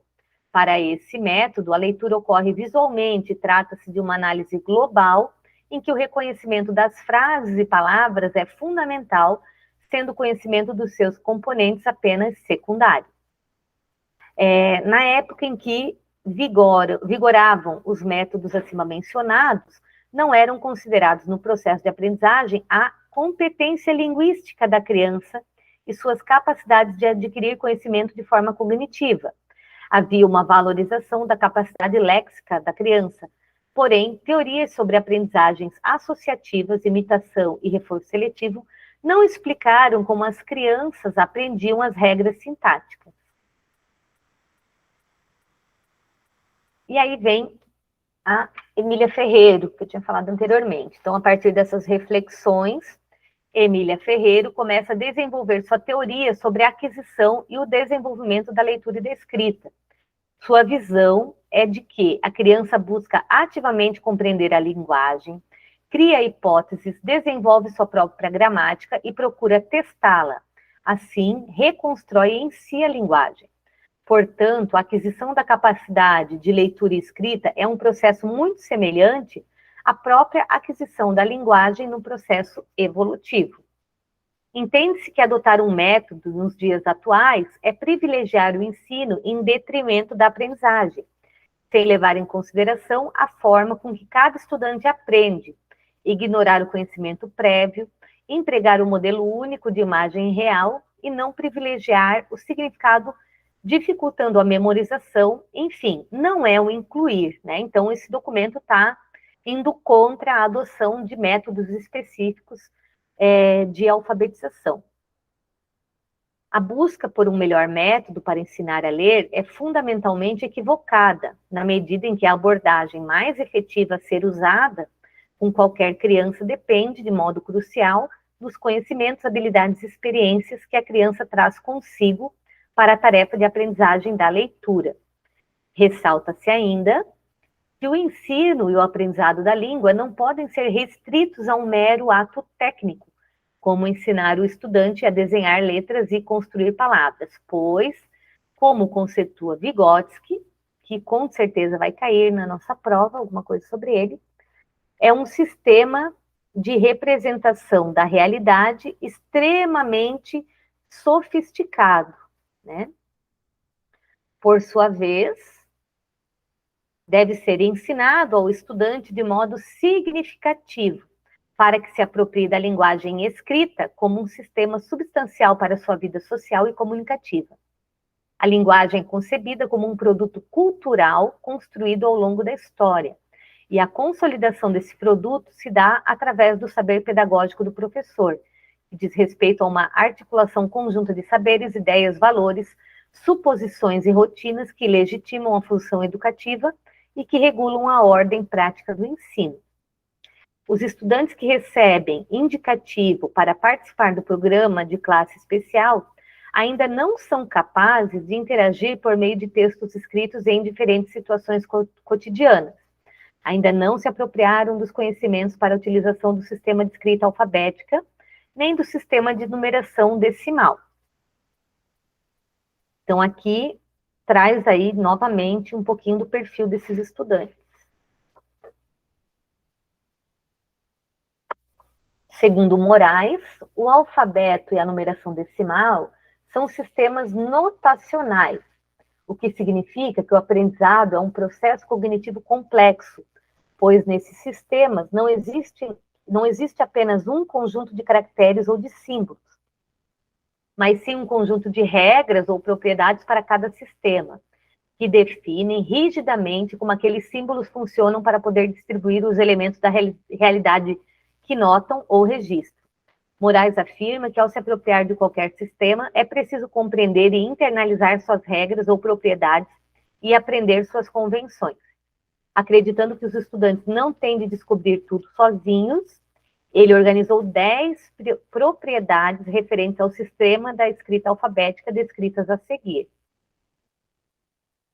Escreve-se com letras que não podem ser inventadas, que têm um repertório finito e que são diferentes de números e de outros símbolos. As letras têm formatos fixos e pequenas variações produzem mudanças em sua identidade. P e B, B e D, estou até confundindo. Embora uma letra assuma formatos variados, né? Maiúsculo, minúsculo. A ordem das letras no interior da palavra não pode ser mudada. Uma letra pode se repetir no interior de uma palavra, em diferentes palavras, ao mesmo tempo em que distintas palavras compartilham as mesmas letras. Nem todas as letras podem ocupar certas posições no interior das palavras, e nem todas as palavras podem vir juntas de quaisquer outras. As letras notam ou substituem a pauta sonora das palavras que pronunciamos e nunca levam em conta as características físicas ou funcionais dos referentes que substituem. As letras notam segmentos sonoros menores que as sílabas orais que pronunciamos. As letras têm valores sonoros fixos, apesar de muitas terem mais de um valor sonoro, e certos sons podem ser notados com mais de uma letra. Além das letras, na escrita de palavras, usam-se também algumas marcas, acentos, que podem modificar a tonicidade ou o som das letras ou sílabas que aparecem. As sílabas podem variar quanto às combinações entre consoantes e vogais. Ó, isso aqui, eu já vi cair em prova, tá? O que é CV, né? Consoante, vogal, consoante, consoante, vogal, consoante, vogal, vogal, consoante, vogal, consoante, vogal, vogal, consoante. Na prova de Pinhais caiu, que eu fiz ano passado. Vogal, consoante, consoante, vogal, consoante, vogal, consoante, consoante. Mas a estrutura predominante no português é a sílaba, né? Que é consoante, vogal. E todas as sílabas do português contêm ao menos uma vogal. Além do conhecimento das letras e de suas pautas sonoras, que se usa o alfabeto latino, é importante que os estudantes compreendam as convenções da nossa língua. Escrever da esquerda para a direita, de cima para baixo, com espaços entre as palavras, usando, além do alfabeto, outros símbolos, como pontuação, acentuação e sinais gráficos. Poderia ter esses 2 pontos aqui, gente? Olha a aula de português aí. A compreensão das propriedades do sistema de escrita alfabética não ocorre pela mera transmissão e nem da noite para o dia. Tem um caminho evolutivo, mas sim acontece da necessidade do estudante em utilizar a escrita em seu dia a dia, nas tentativas, erros e acertos, rumo a uma escrita alfabética. Ao acompanhar a evolução da escrita dos estudantes, percebe-se que elaboram hipóteses, conforme descritas pela teoria da psicogênese da escrita de Emília Ferreiro e Ana Teberoski. O objetivo do estudo que resultou na teoria da psicogênese era a interpretação do processo que os estudantes utilizavam para aprender a ler e escrever, do ponto de vista do sujeito que aprende. Durante o tratamento das informações coletadas pelas pesquisadoras, foram observados níveis evolutivos no aprendizado da leitura e dos níveis de desenvolvimento em diferentes dimensões.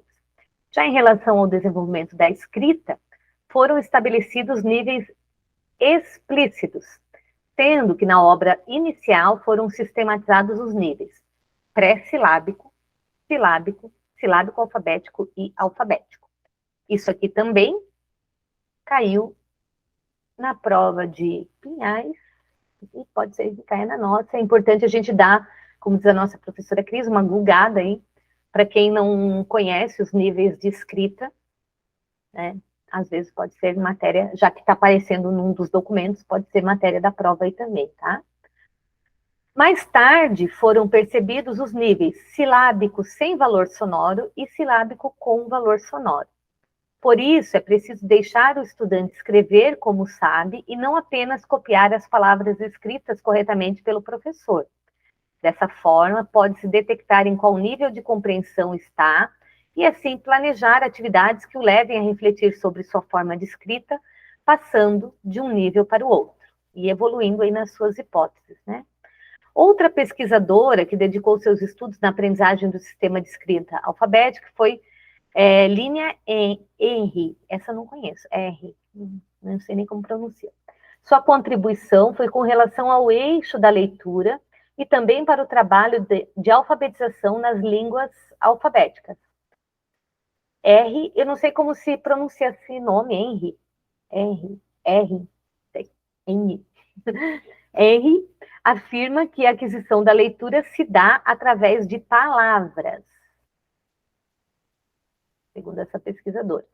Para ela, as palavras são mais confiáveis aos nossos olhos, pois são escritas sempre da mesma forma, quando aprendidas, diferente das correspondências de letra e som, que podem variar. Dessa forma, o trabalho com a alfabetização deve ter como base os textos e as palavras, e a partir deles deve ser realizada a reflexão sobre o sistema de escrita alfabética.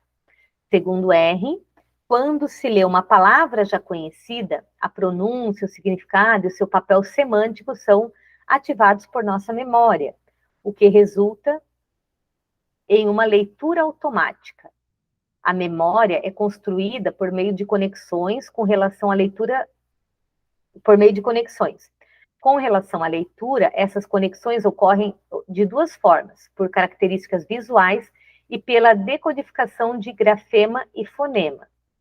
A leitura automática é o reconhecimento das pronúncias e dos significados de palavras escritas imediatamente.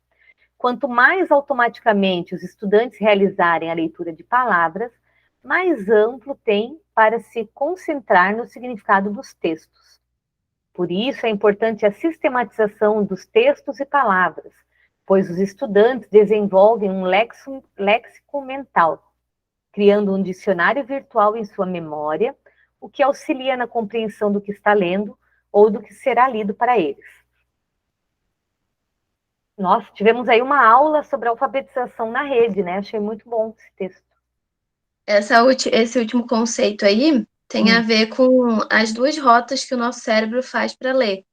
Uma é a rota lexical, que é essa que ela está dizendo, que é quando a gente reconhece uma palavra que a gente já conhece. Ou seja, de tanto que você já leu, você não faz a decodificação de cada letra e cada som. Diferentemente quando você lê, tipo, o nome de um autor, que você lê silabando, igual criança. Por quê? Você está usando a rota fonológica, você está fazendo a tradução ali de letra e som. Por isso que você lê devagar, né, um nome que você nunca viu. E essa rota lexical, ela auxilia na velocidade da leitura, né? Imagina se nosso cérebro tivesse que fazer a decodificação ali de cada letra e cada som, a gente ia ler muito devagar, tendo um esforço muito grande, e não poderia prestar atenção no que o texto está dizendo. Então, por isso que ela está falando que essa rota, que é como se fosse uma leitura automática e visual, porque você olha a palavra e você já reconhece visualmente que palavra é, e aí você tem espaço para o cérebro simplesmente compreender a leitura, né? Ler mais rápido e compreender a leitura. Ô, Júlia, repete as rotas aí que eu quero anotar, que isso aí eu adorei, quero escutar mais sobre isso. Tem a rota lexical, que é essa que ela está dizendo, é uma leitura mais automática e visual, e tem a rota fonológica, que é quando a gente aprende a ler, né, que a criança lê silabando, porque é realmente o cérebro convertendo letra-som, e a gente lê devagar. Isso, rota fonológica. Rota lexical e rota fonológica. Nossa, adorei. Bem legal, né? Realmente faz diferença esse. É lógico que a gente tem que aprender a rota fonológica também, né? Para ler palavras que a gente não sabe. Nunca leu. Mas... Esse sobrenome, como que pronuncia? Eu não sei como pronuncia. R, como que fala o nome dessa pessoa aí, o sobrenome dela? Eu não sei, é um autor também que eu nunca tinha visto essa.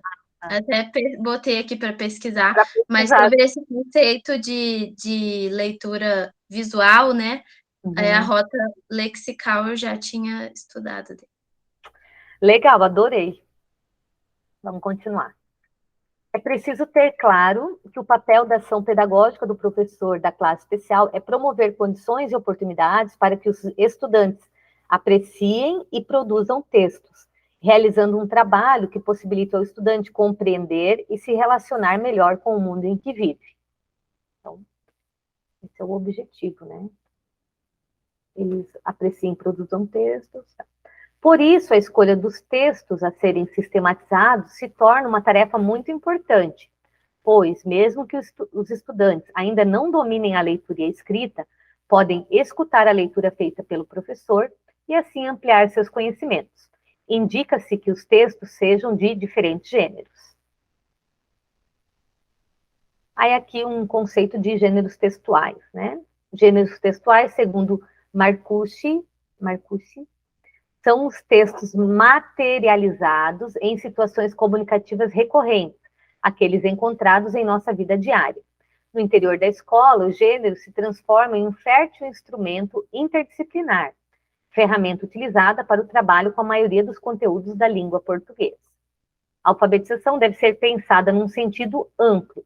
Dessa forma, o ensino da matemática vem ao encontro do processo de letramento, pois a leitura e a escrita estão dispostas na sociedade, assim como os números e conceitos matemáticos.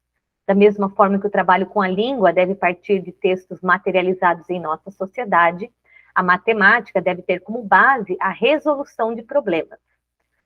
Então, a base da matemática aqui será a resolução de problemas. Os componentes curriculares de História, Geografia e Ciências também devem fazer parte do planejamento, ainda que os estudantes não dominem a leitura e escrita. O professor deve utilizar os textos com os conteúdos desses componentes para discussões e para o trabalho com o sistema de escrita alfabética. Um planejamento voltado à alfabetização na perspectiva do letramento. Então, essa é a proposta da rede, né? Alfabetização na perspectiva de letramento. Deve envolver todos os componentes curriculares, conter momentos de discussões, relatos de experiências que contemplem o trabalho com oralidade, atividades diárias de leitura de diversos gêneros, escrita com autonomia, escrita de textos coletivos e resoluções de problemas. Perfeito, muito bom, adorei essa parte aqui. Alguma dúvida? Alguém quer comentar alguma coisa? Podemos tocar para a sala de recursos? Então, vamos lá. Vamos ver como funcionam as salas de recursos de aprendizagem. Trata-se de um programa ofertado pela Secretaria de Curitiba desde 1990, com o objetivo de oferecer atendimento educacional especializado aos estudantes com transtornos funcionais específicos e dificuldades de aprendizagem matriculados no ensino comum.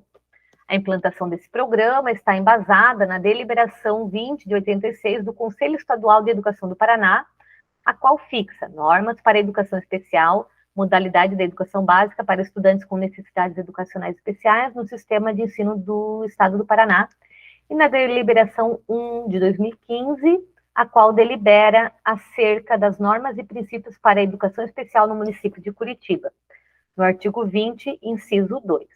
Então, vamos ver esse artigo aí. Para a escolarização de educandos com necessidades educacionais especiais e específicas, deverão ser previstos e providos pela mantenedora quando necessário. Sala de recursos para atendimento educacional especializados aos educandos que apresentam dificuldades de aprendizagem, originadas por fatores cognitivos, afetivos, funcionais e ou culturais que dificultam seu desempenho acadêmico. Considerando as prerrogativas da legislação, a partir das diretrizes e bases da educação nacional, destaca-se o atendimento em sala de recursos como um trabalho de atendimento especializado, que tem por finalidade atender os estudantes com dificuldades e transtornos funcionais específicos, conforme o artigo 58 da LDB.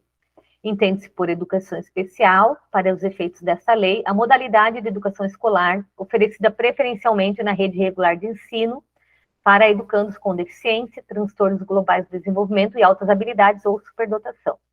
Haverá, quando necessário, serviço de apoio especializado na escola regular para atender às peculiaridades da clientela de educação especial. O atendimento educacional será feito em classes, escolas ou serviços especializados, sempre que, em função das condições específicas dos estudantes, não for possível a sua integração nas classes comuns de ensino regular. Então, aqui até o artigo que vai falar sobre a classe especial que a gente estava estudando até agora, né? E a oferta de educação especial, nos termos do caput desse artigo, tem início na educação infantil e estende-se ao longo da vida, observados o inciso 3, artigo 4, parágrafo único do artigo 60 desta lei. Beleza. Desta forma, neste caderno, contempla-se o atendimento educacional especializado realizado nas salas de recursos de aprendizagem, considerando seu objetivo, público-alvo, forma de ingresso, bem como sugestões acerca do trabalho desenvolvido. Então, os objetivos da sala de recursos de aprendizagem. Superação das dificuldades de aprendizagem de estudantes em relação aos aspectos pedagógicos. Desenvolvimento do estudante em todos os aspectos, cognitivo, socioemocional e psicomotor.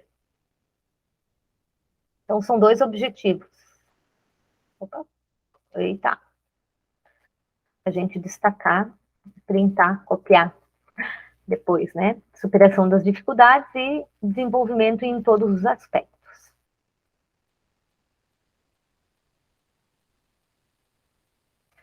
Agora, sobre o ingresso. Alguém pode continuar a leitura que eu quero buscar água?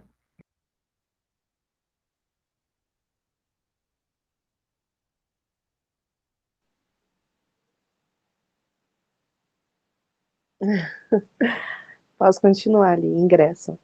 Para realizar o atendimento na sala de recursos de aprendizagem, é necessário que o estudante esteja regularmente matriculado nos anos iniciais do ensino fundamental. Ou seja, para ele continuar na sala de recurso no estado, antes ele tem que estar na sala de recurso do município. Ou, no caso, o contraturno, que a gente chama. Nas escolas de RME de Curitiba e que tem avaliação realizada nos CMAE de Curitiba. Caso a avaliação não tenha sido feita na rede de Curitiba, pelo atendimento especializado, é necessária adequação de encaminhamento acompanhada de avaliação externa ou adequada de atendimento, ou adequação de atendimento. Quando se tratar de estudantes de classe especial que foram classificados ou aqueles desligados da sala de recurso, ou pedagogia especializada e ainda apresentam necessidade para desenvolvimento de habilidades cognitivas. Então, se aquele aluno não participou antes do atendimento especializado no município, ele vai ter que ter uma avaliação para ele poder participar no estado. Os estudantes que estão matriculados em escolas que ofertam tempo integral e têm o direito de participar do atendimento educacional na sala de recurso, devem fazê-lo no período contrário ao da escolarização. Os professores da sala de recurso devem organizar o horário, se possível, para que os estudantes não deixem de frequentar sempre a mesma prática. Então, eles vão fazer isso no contraturno do horário que eles estudam. Se ele estuda de manhã, ele vai à tarde. Se ele estuda à tarde, ele vai de manhã. E também nunca vão ser vários alunos ao mesmo tempo. Tem alunos que vão ter atendimento individualizado, ou então, de acordo com o desenvolvimento de cada aluno, se eles têm as dificuldades parecidas, vamos dizer assim, eles vão estar em conjuntos. O responsável pelo estudante deve comparecer... É que eu estou aumentando aqui para me enxergar. O responsável pelo estudante deve comparecer à escola da rede municipal, da recurso. Desculpa, o que significa? Está bloqueado o seu som. Pronto. Quer continuar? Pode continuar, Jenny. Pode ir. Pode. Então, o responsável pelo estudante deve comparecer à rede municipal de ensino mais próxima que oferte o atendimento a realizar a matrícula no turno contrário ao ensino comum. Era aqui que você estava, né? Sim. Tá. A equipe pedagógica e o professor, ao receberem um estudante na sala de recursos, SRE, sala de recursos de atendimento? De aprendizagem, sala de recursos de aprendizagem.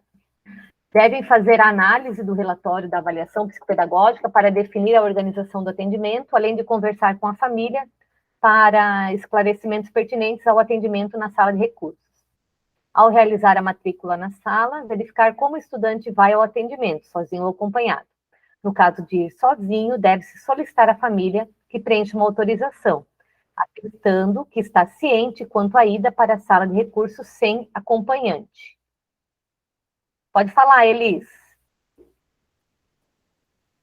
Quer falar, Elis? Elisângela? Não? Então vou continuar. Se quiser falar, abre o microfone aí. A matrícula segue a normativa 6 de setembro de 2017. E o desligamento, para o desligamento do atendimento na sala de recursos de aprendizagem, é necessário que os profissionais envolvidos, equipe gestora, professor regente de turma e professor de sala de recursos, analisem o desempenho acadêmico que o estudante vem apresentando e decidam de forma conjunta acerca desse desligamento. Oi, Maeli. Oi, fala, amor. Desculpa que eu não estava conseguindo desabilitar o microfone, tá. você perguntando e eu não conseguia desabilitar. Fala, amor. Na verdade, sim, eu não consegui compreender, se puderem me ajudar, a diferença da classe especial da sala de recursos de aprendizagem. Então, vamos lá. Alguém quer falar? Fala, Jenny, vai lá. A classe especial ela só vai acontecer nos anos iniciais do fundamental. Então, se a criança chegou ali no segundo ou terceiro ano, ela não adquiriu o sistema da linguagem ou matemática, que é o que ele explica lá anteriormente, se ela não está fazendo a junção das palavras, ou então o raciocínio lógico dela não está desenvolvido, ela vai ficar como se ela ficasse retida nessa sala no atendimento especial, na classe especial. Isso daí, é dentro do período... do ensino fundamental 1. Isso, no período de atendimento regular ali. Em vez dela ir para a sala, ela vai para a escola, normal, para a escola de educação básica ali, mas em vez dela frequentar a sala regular, ela vai frequentar a classe especial. É isso, não tem o contraturno, isso? E ela não faz contraturno. Vamos dizer assim, que ela já foi para o contraturno, mesmo assim ela não conseguiu se desenvolver. Isso. Ela fez todos os processos que tinha até aquele momento e não deu certo para aquela criança. Então, ela vai ser levada para a classe especial. Em vez de ela ficar na classe comum, ela vai para a classe especial. Desde que, se ela alcançar esse desenvolvimento previsto para a alfabetização dela, ela pode voltar para a classe comum, ou então é estendida até 2 anos. Então, ela pode ficar na classe especial até 2 anos. Isso acontece somente no ensino fundamental, anos iniciais. Quando ela vai para o ensino fundamental ou ao longo da vida, que ele diz ali que pode ser percorrida ao longo do ensino, né? Ela vai ter o contraturno ou então a sala de recurso multifuncional ou a sala de recursos de aprendizagem, que seria para estar reforçando o ensino que ela tem no ensino regular, vamos dizer assim. Ah, entendi. Então, no caso, a sala de recursos de aprendizagem, então, seria para o ensino fundamental, anos finais, ao longo do ensino, isso? Isso, até o ensino médio também.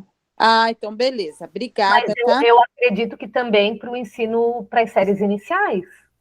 É porque daí não é sala de recurso, vai ser o contraturno. Eu acho que... Eu não sei se tem outra nomenclatura. Eu acho que a sala de recursos, ela funciona em todos os níveis. Eu também acho. E a sala classe especial que é para essa questão aí do fundamental, e você até colocou o fundamental 1 com foco maior na alfabetização e naqueles conceitos matemáticos que ele colocou. Mas, por exemplo, no fundamental 1 também tem sala de recursos para crianças que conseguem acompanhar a sala, a classe comum regular, e em contraturno ela está lá na sala de recursos. A base é a sala de recursos. O excepcional é a classe especial, que não é no contraturno. É uma classe no horário do turno normal. Entendeu? Se ela tiver numa escola, se ela tiver numa escola de tempo ampliado, aí ela vai estar na classe especial, no horário que todas as crianças estão na classe regular. E no contraturno, que é do tempo ampliado, ela vai fazer todas as práticas educativas, igual a gente viu. Uhum. Ah, entendi. Eu também entendi dessa forma aí.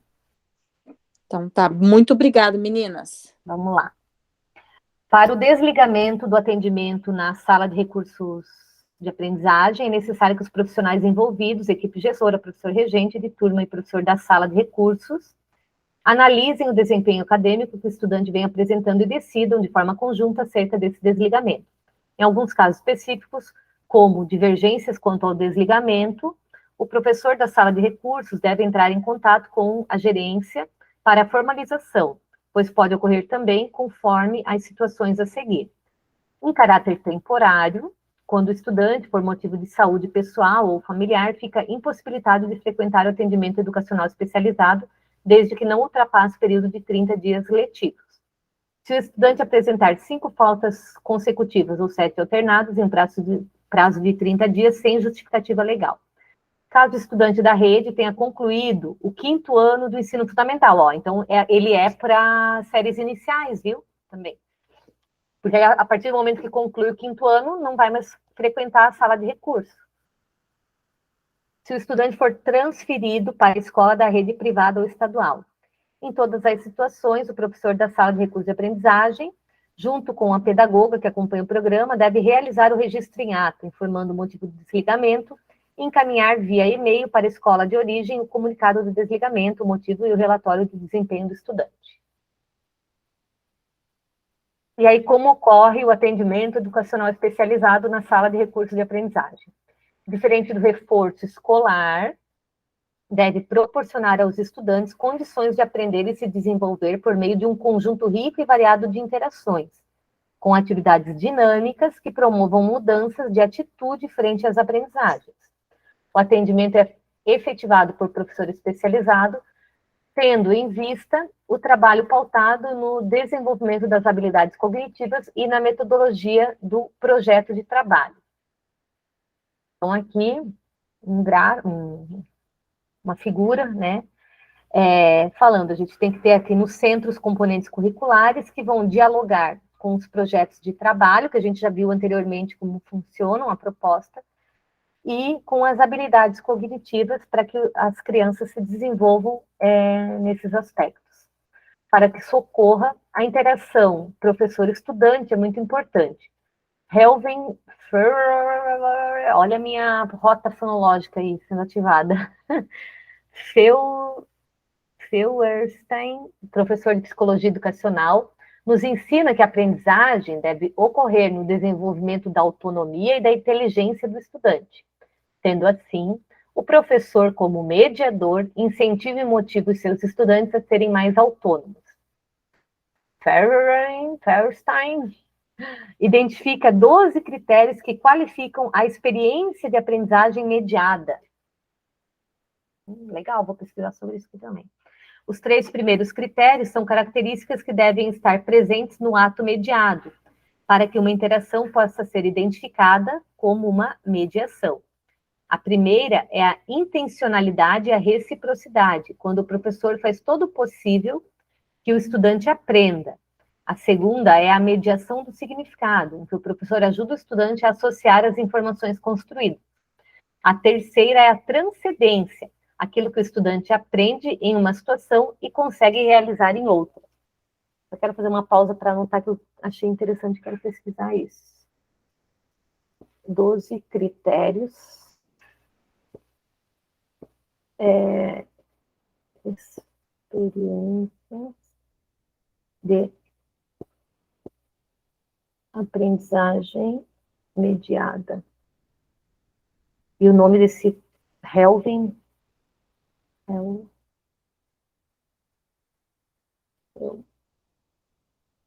Feuerstein, quase Frankenstein, Feuerstein. De acordo com Budel e Meyer, quanto mais mediação da aprendizagem for oferecida à criança, maior será o seu desenvolvimento cognitivo e mais aumentado ficará o seu potencial para a aprendizagem, pois este não é estático, vai se ampliando conforme é submetido à mediação. Habilidades cognitivas. O conceito de habilidades cognitivas está intimamente ligado ao processamento de informações que são devidamente assimiladas e compreendidas. Para isso, deve-se trabalhar. Então, para desenvolver as habilidades cognitivas, devemos trabalhar memória, atenção, raciocínio lógico, sequenciamento, pensamento simbólico e tantas outras habilidades em busca do desenvolvimento. Dessa forma, é possível chegar às competências necessárias para a aprendizagem.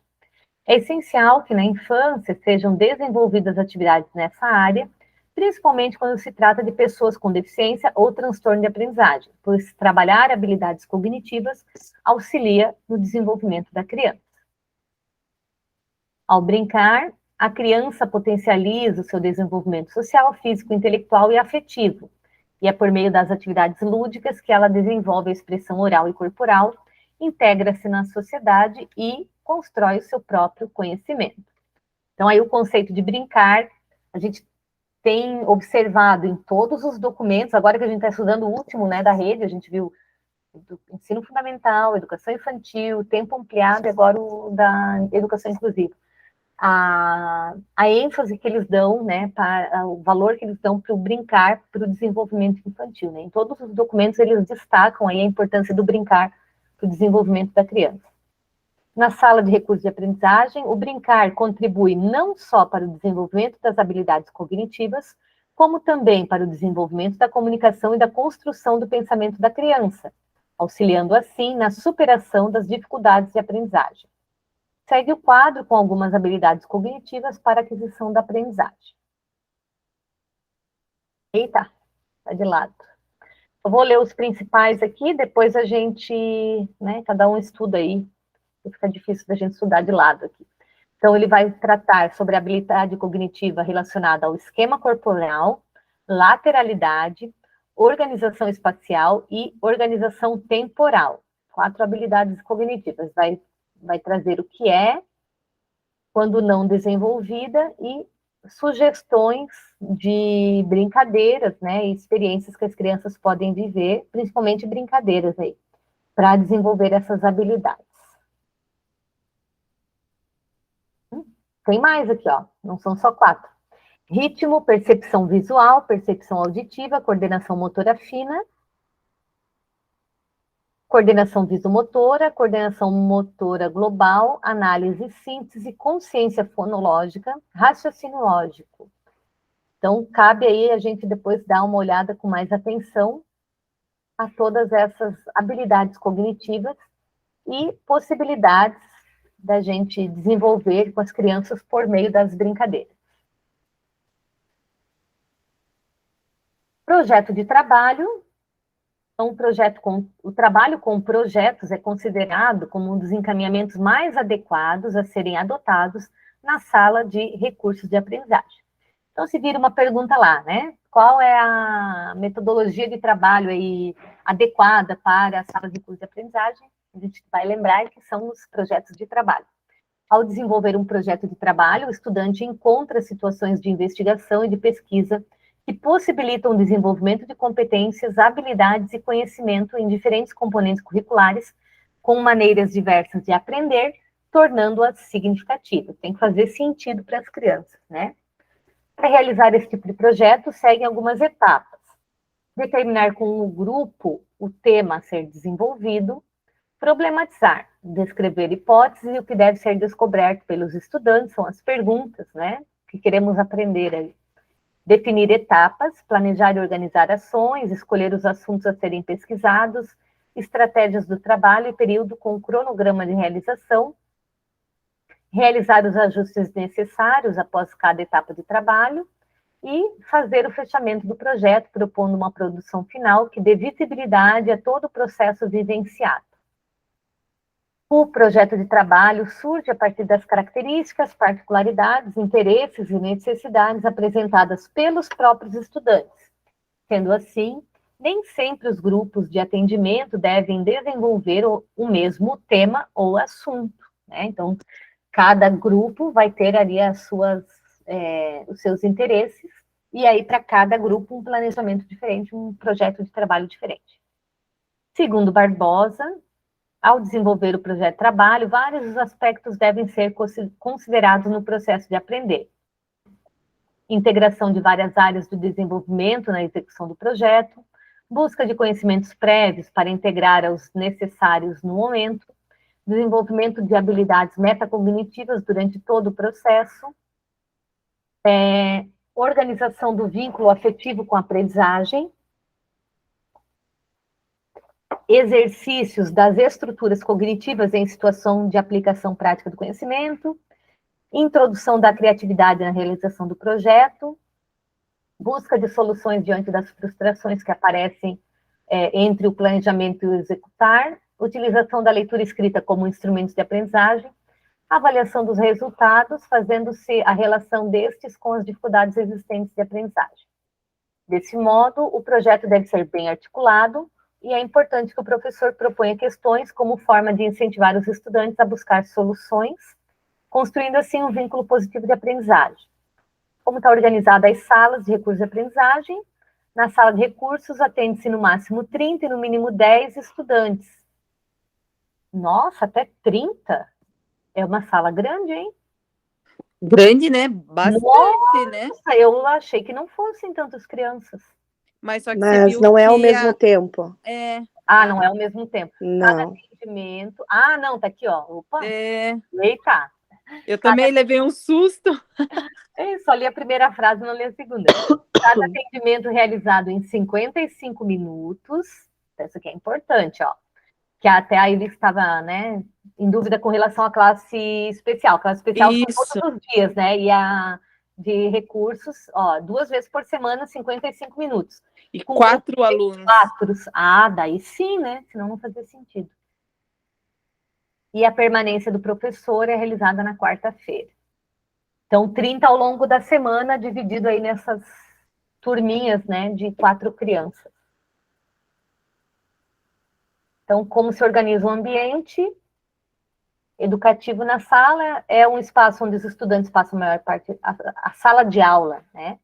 É um espaço onde os estudantes passam a maior parte do tempo, um recinto que permite o desenvolvimento de produções em consonância com a aprendizagem dos estudantes. A forma como são organizados os espaços reflete direta e indiretamente o valor e a função que lhe é dada. Na sala de recursos, não existe a necessidade da permanência do alfabeto na parede, a não ser que a sala seja dividida em outro turno com uma turma do ciclo 1 ou classe especial. Se necessário, o professor pode disponibilizar um alfabeto individual para os estudantes que ainda precisam desse material de apoio. Para que essa sala se transforme em um ambiente propício à aprendizagem, são necessários alguns materiais que devem contribuir, como tapete, espelho, material de leitura, produção dos estudantes, relógio, calendário, material de pesquisa, material tecnológico, além de jogos variados que estimulem diferentes habilidades cognitivas.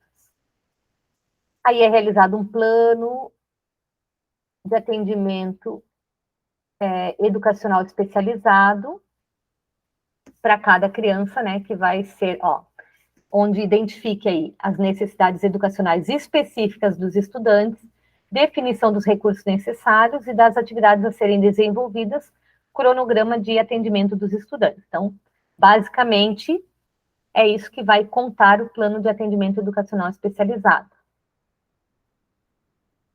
Nesse plano devem estar descritos os aspectos a serem trabalhados, as estratégias de intervenção, observação, avaliação utilizadas com o estudante em cada um dos atendimentos. A avaliação na sala de recursos acontece diariamente por meio da observação do estudante por parte do professor em cada atendimento, com o propósito de diagnosticar a aquisição dos objetivos previstos. O professor descreve no plano de AEE como o estudante se mostrou no jogo, projeto realizado naquele dia, utilizando-se dessa observação e registro para reformular as aprendizagens que ainda precisam ser adquiridas pelos estudantes. Aí é feito um relatório individual do desempenho na sala de recursos, que é realizado semestralmente, e pelo professor encaminhado às escolas de origem, né, quando não tem a sala de recursos na própria escola, e a gerência de atendimento educacional especializado, conforme data comunicada. No relatório vão descrever avanços, aspectos a serem trabalhados a partir das habilidades, as atividades e projetos desenvolvidos pelos estudantes. Aí o relatório individual de desempenho no ensino comum. Esse relatório é encaminhado semestralmente pelo professor da sala de recursos de aprendizagem para preenchimento dos professores do ensino comum e deve ser enviado novamente à sala de recursos em data determinada. Depois, deve ser anexado ao portfólio do estudante, que será acompanhado pelo professor da escola do programa especializado. É também por meio desse relatório que o professor da sala de recursos revê o plano do AEE do estudante, sendo, portanto, de suma importância o seu retorno pelos profissionais do ensino comum. É claro, eles têm que trabalhar em conjunto, né? E aí esse relatório vai possibilitar essa comunicação. Quando tem sala de recurso na mesma escola, a comunicação, além desse relatório de desempenho individual, também tem a comunicação ali no dia a dia dos professores, né? Mas quando não tem sala de recurso naquela unidade, eles têm que ser encaminhados para outra. Esse relatório é super importante, porque garante aí a comunicação e o alinhamento dos profissionais. Relatório dos projetos desenvolvidos também, portfólio do estudante, estudo de caso para avaliar aí o desenvolvimento deles, escolas de origem e telefones dos estudantes atendidos. Ah, tá. Uma ficha, né, individual, que tem que estar sempre atualizada, com a informação do estudante quanto à escola de origem, respectivo telefone, assim como do responsável e o horário de atendimento. Ela deve ser fixada nos murais da secretaria e na sala dos pedagogos para contato sempre que necessário. Vai ter uma planilha com os dados dos estudantes, ações como rede de apoio. Vamos ver que isso aqui é diferente. A rede de apoio proporciona a ação do profissional especializado em favorecer o processo educacional do estudante, divulgando nas reuniões pedagógicas, ou sempre que possível, o funcionamento da sala de recurso de aprendizagem para todos os profissionais da escola, como também o trabalho realizado em feiras, mostras e intercâmbio com outras turmas, sempre que possível, ao contato com profissionais especializados que atuam com o estudante, unidades de saúde, centros municipais de atendimento, né, entre outros, assim como com as famílias e as escolas de origem. Então, essa comunicação ela tem que funcionar, porque todos têm o mesmo, né, o objetivo comum, que é garantir aí a aprendizagem e o desenvolvimento das crianças. Registros com os pais, né, envolver as famílias, agendar reuniões, né, semestralmente ou sempre que se fizer necessário, registrando o motivo da reunião em formulário próprio, devidamente assinado pelo professor, comunicação com a escola de origem, abertura, cessação, mudança de espaço, quando, vamos ver, a escola entra em contato com o respectivo núcleo para solicitar informações quanto aos documentos necessários para a abertura do atendimento especializado na unidade. É necessário haver, no mínimo, 10 estudantes na espera desse atendimento, né, para que abra uma sala de recursos. Para a mudança de local ou de turno dentro da própria escola, também tem que ser solicitado, né, a regularização e parecer técnico, e após análise, como a gente viu na classe especial. E a mudança só pode ocorrer após o parecer técnico. Crédito por transporte também, como funciona? O cadastro para solicitação desse crédito deve ser encaminhado via malote, enquanto o relatório de frequência até o dia 10 de cada mês, somente por e-mail, para que as crianças recebam aí, né, o ticket, né, vai para o transporte, né, para que eles sejam cadastrados nesse transporte. Aí agora, outro atendimento, nosso tempo está acabando, mas vamos lá, que é o atendimento pedagógico domiciliar. Então, Curitiba realiza esse atendimento desde 2008, geralmente é para estudantes em tratamento de saúde, né, alguns mesmo tendo alta não podem retornar para o cotidiano escolar. E aí, esse atendimento nasceu para preencher essa lacuna existente entre a alta domiciliar, alta hospitalar do estudante e o retorno da frequência à escola, bem como a lacuna existente a partir de um afastamento com base em atestado médico. O atendimento domiciliar, qual é o objetivo, né? Vamos focar. Oportunizar a continuidade e a escolarização de crianças matriculadas na educação infantil e em estudantes no ensino fundamental da rede, em tratamento de saúde, não internados e impossibilitados de frequentar a escola, o que vem ao encontro do que é empregado no ODS 4 e 10. Olha os ODS de novo aí. Pode falar. É isso que eu ia comentar, Maeli. Você viu que, novamente, tá enfatizando aí a ODS 4 e a ODS 10, né? Então, é legal a gente ter. Eu confesso que eu não sei, né? Qual que é a 10. A 4 eu sei porque não sei se foi a Júlia que falou que era, eu já anotei aqui, eu falei, opa, deixou um radarzinho aí ligado, né? A 10 10 é da inclusão. Por e isso que é tão forte da educação e da inclusão, né? Que é a redução da desigualdade. diminuir as desigualdades, né? Ah, legal. A 10. Assistam um vídeo que eu fiz sobre as UDESC. Isso eu vi hoje. É. Vou assistir. Aí aqui, Eu já assisti, achei 10. Já passei para uns amigos também. a gente vai estudando e compartilhando aí, né?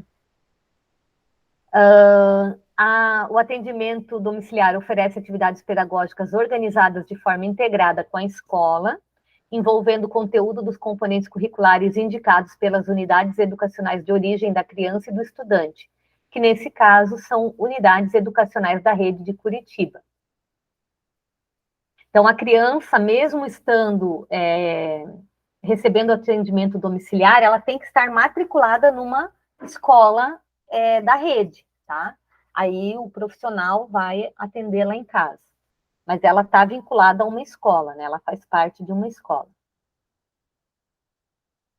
O atendimento pedagógico a crianças e estudantes em tratamento de saúde é um direito garantido pela Constituição, representa uma ação voltada à inclusão e ao direito à educação, com vistas à promoção da equidade, olha a palavra equidade de novo aí, na diferença, além da dignidade e do desenvolvimento integral da criança e do estudante, os quais estão impedidos de frequentar o ensino comum devido a esse tratamento.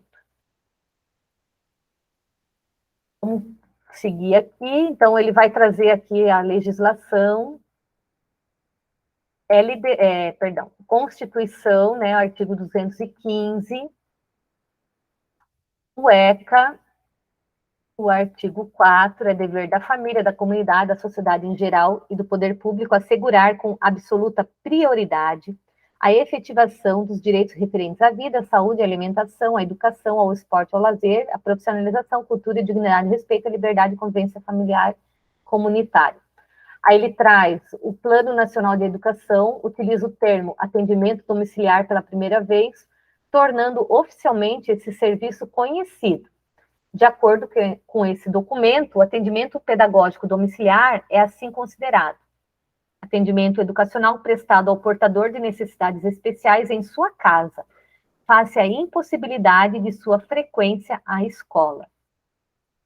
E depois, no parecer 17 de 2001 do Conselho Nacional de Educação, nas diretrizes nacionais para a educação especial da educação básica, em que trata do atendimento pedagógico a crianças e estudantes em tratamento de saúde, vai estabelecer que o atendimento educacional especializado pode ocorrer fora de espaço escolar, sendo, nesses casos, certificada a frequência do aluno mediante relatório do professor que o atende.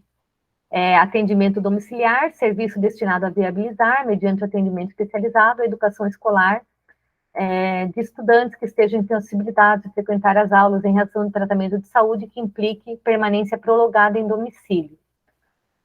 E aí traz também já das classes domiciliares, também aqui que vai ser o próximo tópico, né? Os objetivos das classes hospitalares do atendimento em ambiente domiciliar são dar continuidade ao processo de desenvolvimento, ao processo de aprendizagem de estudantes matriculados em escolas de educação básica, contribuindo para o seu retorno e reintegração ao grupo escolar, e desenvolver currículo flexibilizado com crianças, jovens e adultos não matriculados no sistema educacional local, facilitando seu posterior acesso à escola regular. Aí aqui tem mais uma resolução do Conselho Nacional de Educação, traz o artigo 13, e a classe hospitalar e atendimento pedagógico domiciliar, estratégias e orientações, aqui com relação orientações do Ministério da Educação, né? Entendendo esse atendimento pedagógico domiciliar como uma modalidade, ó. O Ministério denominava essa modalidade de ensino como atendimento pedagógico domiciliar, e percebendo a necessidade de estruturar suas ações de organização, dispõe no documento classe hospitalar e atendimento pedagógico domiciliar, estratégias e orientações. Aí aqui vai citar o que está lá no documento. Então, tem várias leis que vão trazer aí a importância desse, justificar, né, a importância desse atendimento pedagógico domiciliar.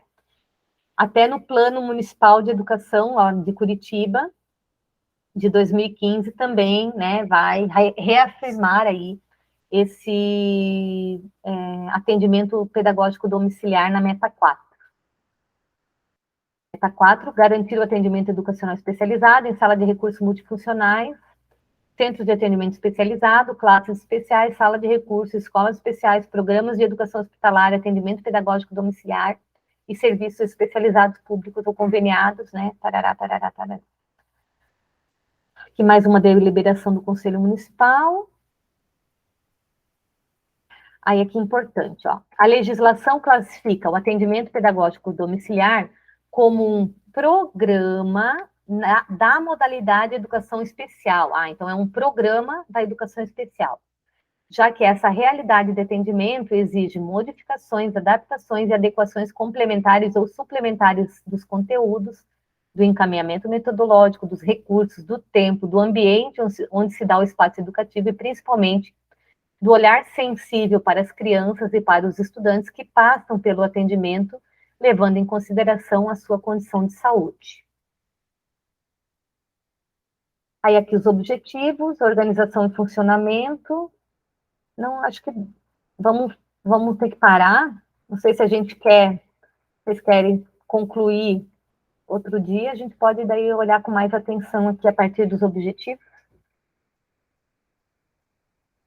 O que vocês acham? Ô, meninas, eu tô... Ou vamos cada um ler, né? Conclui a leitura do documento aí, né? É isso que eu ia até comentar, porque agora, como nós estamos na reta final, né?